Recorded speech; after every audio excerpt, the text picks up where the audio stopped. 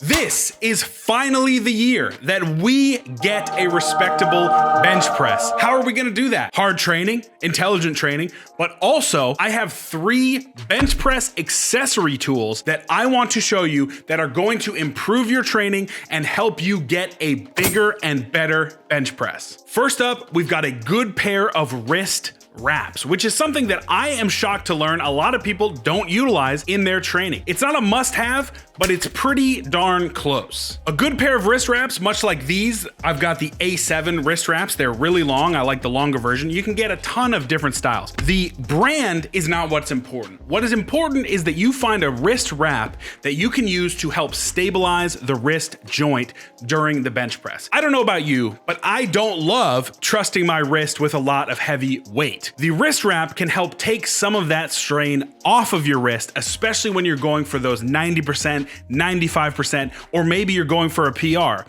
Having that wrist wrap there can help you structurally in the wrist, but also psychologically, taking some of the pressure that you feel out of your hand. The main thing you want to focus on with the wrist wrap is learning how to put it on correctly. There is a specific way that you're going to want to put it on. So here we are demonstrating it. We want to be strong and solid across the wrist joint. You don't want to put the wrap on down here because then you can still move your wrist. So you're not getting any benefit out of it. You want to be strong and solid across the back of your hand, pin it to the body, stay tight, wrap it, and then make sure that it is snug. Now, a lot of federations don't allow you to use the thumb loop, so make sure you've got that just being held on, or wrap it and then unwrap it when you go for the bench. But as you can see, my wrist isn't going anywhere here. So now I can set the bar deep in my hand and still feel that security that I need to so that I can have a great bench press. As with all of these accessories, the wrist wraps are not necessary. But if you are going to get serious about holding heavy weights in your hands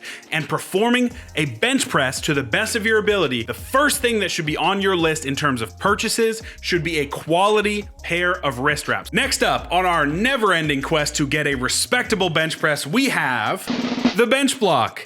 I really like the specifically branded bench block, but there are a lot of different bench blocks that aren't trademarked by Bench Block. The reason I like this one is because it has 5 different board settings. Now, what is this? If you have never seen a board press, you may be incredibly confused. Let me take you back to when equipped lifting was the mainstay in powerlifting. Equipped lifting was when you would use a bench shirt or a squat suit or a deadlift suit in order to assist you with your lift. In equipped lifting, it was customary to practice a lot of rep work with a board, meaning there was a literal piece of wood in between you and the bench press. It helped to get rep work while still getting used to your bench shirt. So a lot of people said, okay, well, let's take that concept over to the raw bench press. It falls in and out of favor, board press, block press, whatever you want to say. But for my money, I think that programming the block press can be incredibly impactful. For one, it helps take a lot of the pressure off of your shoulders. If you throw on a 2 board, which is gonna be about this much off of your chest, you can still go through 90% of the range of motion on your bench press, but that last 10% that may be what gets your shoulder into trouble, you can skip while still overloading your bench press and still making good gains. This can be invaluable during a meet prep when you're dealing with a nagging shoulder injury, but you still need to continue to do your bench work. This way, you can get about 90% of the way there, and then on meet day, you can do whatever you need to do to get through the rep.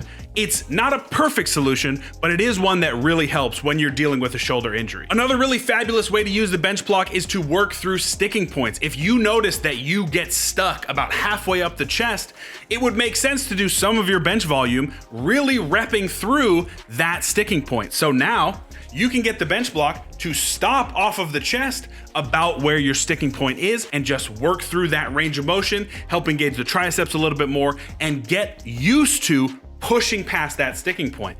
I really like the bench block. I like programming board press when I am taking someone through a bench press block. I think it's pretty invaluable. and they're pretty cheap. I mean, 40, 50 bucks for 5 different boards that connect to the bar. You're not gonna be able to beat that. Can't say enough about the bench block specifically, or any type of bench block style training implement. Last up, let's give a shout out to one of the godfathers of powerlifting himself, Mark Bell. That's right, we are talking about the Sling Shot. Remember when we were talking about equipped lifting and a bench press shirt? Well, the Sling Shot is very similar. It's in the similar vein. It is an apparatus that you can use around your arms to increase the output of your bench press. You put it in your arms here, it stretches across the chest, and it gives you a little bit of bounce out of the bottom. It can be a very useful tool when we are talking about learning to use and push through loads that are over maximal. This can be really good with establishing a neural connection to how heavy it's actually gonna feel in your hands when you go for a new PR or when you're in competition. This is pretty invaluable. A lot of things that set people off in the bench press is a lack of understanding of how the bar is actually going to feel. You may very well have the strength to crush the attempt that you're going for, but because of lack of confidence, because of a little bit of nervousness when you get that bar out in front of you, you miss the lift. The Sling Shot can help with that. I have the Sling Shot last on this list because it is a little bit touch and go whether or not it really has a carryover for everyone in the sport of powerlifting. A lot of people have found that when they use the Sling Shot, they may get over reliant, and then when they take the Sling Shot off, they're really not able to take those motor patterns to a pure raw bench press. I totally get that. For me, I've had good success with it, and I've had some times where it just kind of feels uncomfortable and gets me out of rhythm with my normal bench press technique. So, like I always say, if you want to, experiment with it yourself. You're an individual, give it a shot, see if you get some carryover. If you're not willing to give 6 to 8 weeks of training to utilizing these different tools, then you are not serious about getting better. Those are my 3 favorite accessories for the bench press, not accessory movements, but accessory tools. Let me know in the comments if you have some that I missed. I would love to improve my bench press arsenal. Like I said, 2024 is gonna be the year of the bench press for me. You've locked down some bench press accessory tools. Now you need to click on this video right here to get some accessory movements so that you can continue to build the best bench press possible. Thank you so much for watching. If you haven't already, go ahead and subscribe. Get strong and stay strong.